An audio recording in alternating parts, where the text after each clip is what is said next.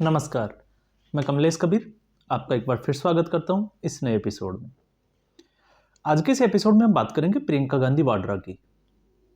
आपको तो पता ही होगा, कल से खबर चल रही है और खबर यह है कि ईडी ने अपनी चार्जशीट में पहली बार जो है वो प्रियंका गांधी का नाम ऐड ऑन कर दिया है।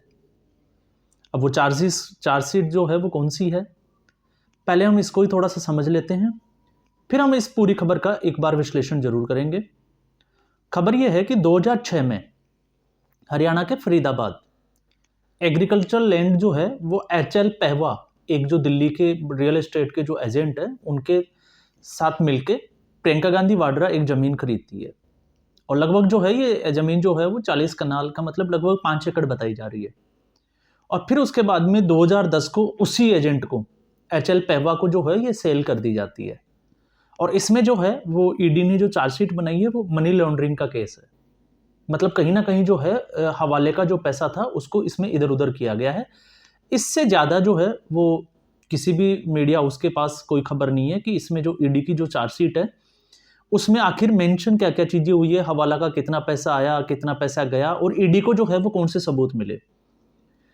अब यहाँ पे दो चीज़ों का हम इस पूरे वीडियो में विश्लेषण करेंगे। पहला तो यह है कि ईडी को पुख्ता सबूत अगर इसमें है तभी इसमें नाम ऐड किया है, ये एक बार हम जो है वो मान के चलते हैं। लेकिन अब दूसरा जो है, इसके उलट हम दूसरे पहलू के ऊपर जाते हैं कि कहीं ये जो ईडी जो है, ये जो कोशिशें जो जारी है पिछले कुछ दिनों से, कहीं ये चुनावों के मद्देनजर जो है वो कहीं चुनावी स्टंट तो बन के नहीं रह जाएगा। अब लोगों के मन में ये सवाल जो है वो बार बार, जिसको हम कहते हैं कि दिमाग में आ रहा है। और मैं ऐसा इसलिए कह रहा हूं क्योंकि आपने देखा कि चुनावों से पहले अरविंद केजरीवाल लगातार उसको तीसरा सम्मन जारी कर चुका है ईडी, लेकिन अभी जो है वो ईडी के दफ्तर पेश नहीं हुए हैं। इसके अलावा मनी लॉन्ड्रिंग के केस में लालू प्रसाद यादव के बेटे तेजस्वी यादव, उनको 2 समन जा चुके हैं। वो भी जो है वो असमर्थ था, वो भी जो है वो ईडी के दफ्तर नहीं गए। इसके अलावा लालू प्रसाद यादव को जो है वो पेश होना था, लेकिन बीमारी के हवाला देके उन्होंने भी जो है वो ईडी के सामने पेश नहीं हुए।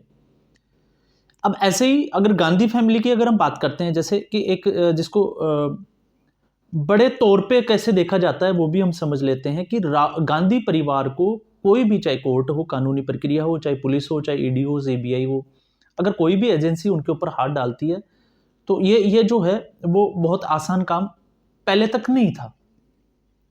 लेकिन नेशनल हेराल्ड केस में हमने देखा कि नेशनल हेराल्ड का केस हुआ, उसमें जो है वो अनियमितताएं पकड़ी गई। और आपको पता ही होगा उसमें जो है वो लगभग 572 करोड़ की राहुल गांधी की जो संपत्ति है नेशनल हेराल्ड की, उसको जो है वो ईडी ने जो है वो जब्त भी कर ली है। अब नेशनल हेराल्ड केस में भी आपने देखा होगा कि क्या बना। नेशनल हेराल्ड केस में कैसे जो है वो कांग्रेस पार्टी ने ही अपने लोगों को चंदा दिया, खुद ही उसमें डायरेक्टर थे। फिर उसके बाद में जब वो लौटाया नहीं गया, लोन वापस नहीं लौटाया गया, तो फिर उसको जो है वो कुछ रकम देके उसको खरीद लिया गया। और उसके बाद में उसके देश भर की जितनी भी जो प्रॉपर्टी थी वो नेशनल हेराल्ड की, वो गांधी परिवार के पास रह गई। और उसी केस में राहुल गांधी और सोनिया गांधी जो है वो जमानत पे बाहर है।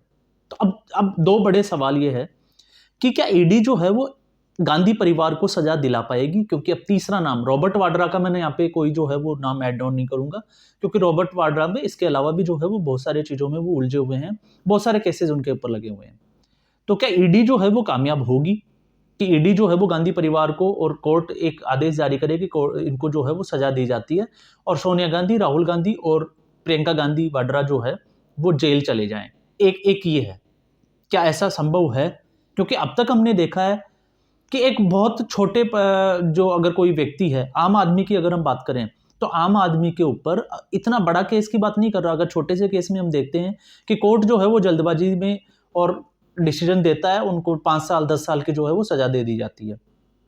तो फिर ये इतने जो पदों पे जो बैठे हुए लोग हैं, इनमें कोर्ट जो है वो सजा देने में असमर्थ क्यों हो जाता है, लाचार क्यों हो जाता है अब तक इनको?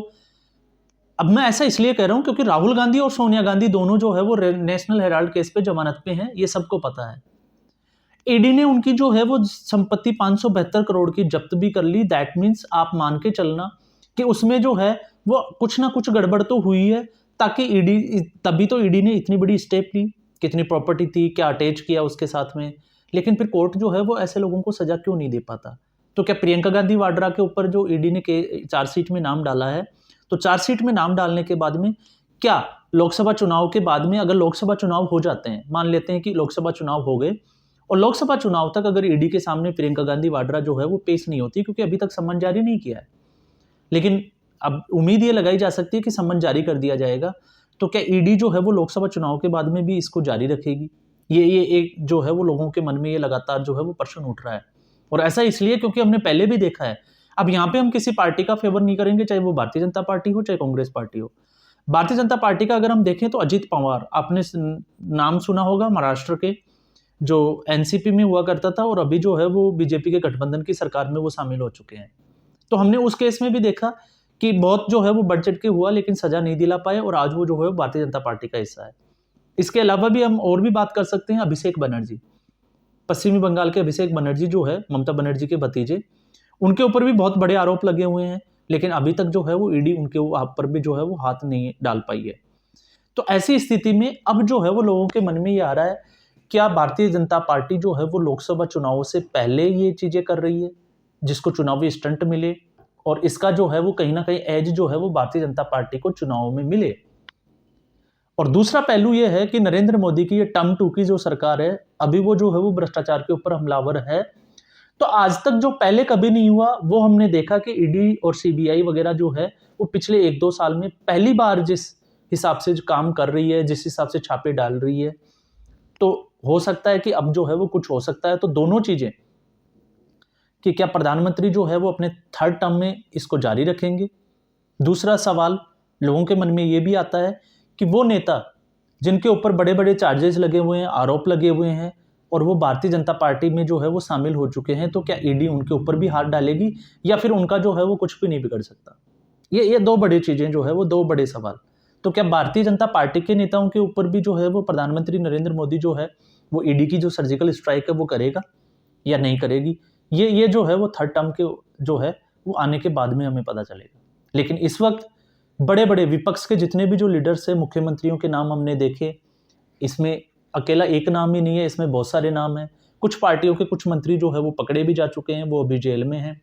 और जो जेल में हैं, आप देखिएगा, बड़ी एक चौंकाने वाली बात भी इसमें यह है कि जो ऑलरेडी जो जेल में है, चाहे किसी भी पार्टी के वो जो मंत्री हो, चाहे सांसद हो, चाहे कोई भी हो, सुप्रीम कोर्ट तक उनकी जमानत नहीं हो पा रही है। तो इसका मतलब यह है कि अगर कोर्ट उनको जमानत नहीं दे रहा तो ये चीजें सामने आती है कि फिर कहीं ना कहीं जो है वो गड़बड़ जरूर हुई है।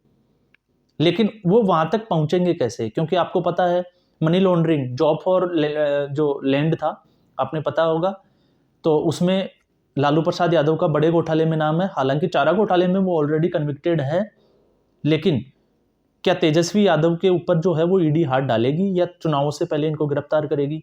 ये भी बड़ा सवाल है। इसके अलावा अभी आपने देखा पंजाब में आम आदमी पार्टी के एक मंत्री को जो है उनकी भी संपत्ति को जो है वो ईडी ने अटैच किया है, आरोप वही है। इसके अलावा धीरज साहू, जिनके घर पे अभी आपको पता ही होगा बोरे भर के पैसे निकले, तो क्या ईडी उनको भी जो है वो लोकसभा चुनाव से पहले गिरफ्तार करेगी?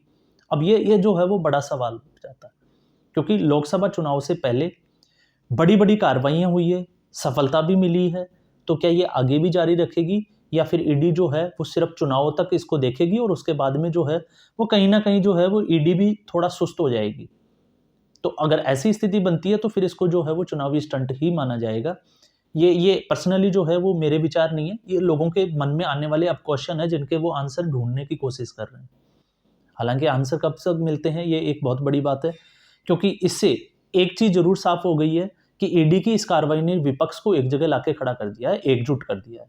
अब आप बोलोगे कि कैसे एकजुट कर दिया गया है, तो आपको पता ही होगा, चारा घोटाले में कन्विक्टेड है लालू प्रसाद यादव, और आम आदमी पार्टी का तो जन्म ही भ्रष्टाचार के विरोध हुआ है।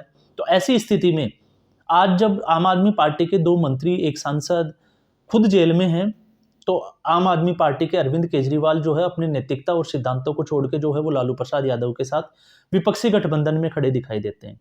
इसके अलावा राहुल गांधी और सोनिया गांधी को, आपको अरविंद केजरीवाल का 2013 का एक स्टेटमेंट भी याद होगा कि ईडी जो है इनको पकड़ के जेल में क्यों नहीं डालती। ये फिर भी जो है वो राहुल गांधी और सोनिया गांधी के साथ में अरविंद केजरीवाल खड़े दिखाई देते हैं। ठीक ऐसे ही सुशासन की बात करने वाले और लालू प्रसाद यादव के शासन को जंगल राज बताने वाले नीतीश कुमार यादव जो है वो भी उनके साथ खड़े हैं। अरविंद केजरीवाल और ममता बनर्जी, इन दोनों की पार्टी की एक जैसी स्थिति बनी हुई है, क्योंकि इनके भी मंत्री जेल में हैं, उनके भी मंत्री जो है वो भ्रष्टाचार के आरोपों में जेल में है।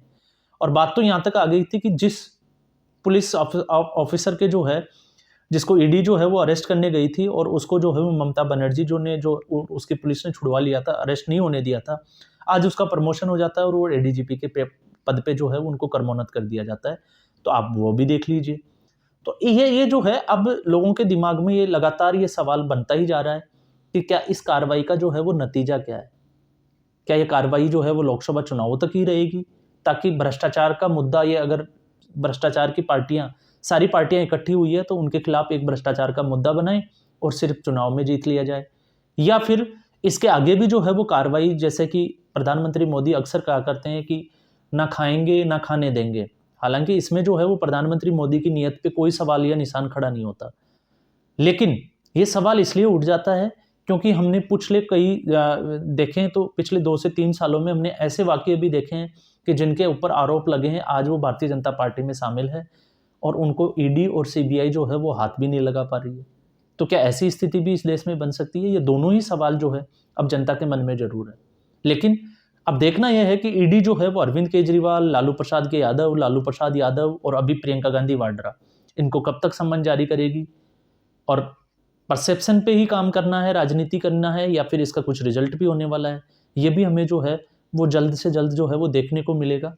और जब रिजल्ट इसका आएगा कि किस तरफ जो है वो इसका फैसला जा रहा है और ईडी की कार्रवाई में कितनी तेजी है, तो उससे हम अंदाजा लगाएंगे कि ये जो है वो सिर्फ राजनीतिक स्टंट है या फिर वाकई में जो है वो प्रधानमंत्री जो मोदी इसमें ना खाने दूंगा और ना खाऊंगा, इस पे जो है वो कितना काम कर रहे हैं, इसका हमें जो है वो पता चलेगा।